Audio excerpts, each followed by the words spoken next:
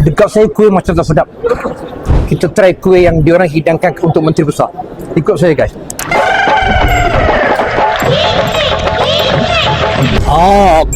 Kuih dekat sini sedap.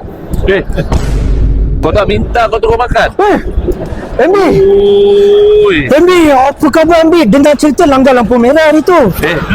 Mana kau nampak? Ada nampak. Kalau MB menteri je boleh langgar semua ke? Hari tu saya langgar, saya kena saman. Elok lah tu. MB bayar saman tak? Saya runding lah. Untuk saya dia siap hantar balik rumah. Apa MB? Tapi kau tengok tu saya langgar traffic light ke tak? Ada gambar traffic light ke tak? Jadi orang cakap. Dia orang cakap. Saya ni rakyat, suka dengar orang cakap. Ya, lepas tu saya tengok balik. Mana traffic light saya langgar? Ya. Ada. Tapi MB kenapa kuih saya dekat sana tak sedap, sini sedap Yalah. Sebab menteri ya. Bukan. Sini orang beriman. Beza orang beriman dengan orang tak beriman. Dia tak sedap. Orang saya punya sedap. Macam tu MB. Tak apalah saya jadi orang jahat ni. Jangan. Tapi MB, saya nak nasihat satu benda. Ya. MB boleh langgar lampu merah, lampu hijau, lampu putih pun boleh.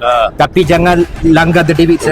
Sebab apa tahu? Kita dah launching Visit Negeri 9 2026. Okey. Ini untuk MB. Terima kasih. So dekat Negeri Sembilan nobody can langgar The Davids. Okey. Ni letak mana ni? Ini boleh letak kat kereta ke, meja ke. Jatuh. Kalau MB tak langgar lampu merah dia tak jatuh. Lagi satu MB tahun ni boleh punya 100 lagi tak? Kenapa 100 je tak 200? Boleh tak?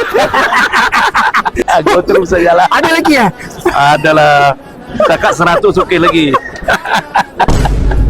Tadi cakap 200. Tak, kau minta 100 tak? Kau nak bagi 200. Inilah orang politik.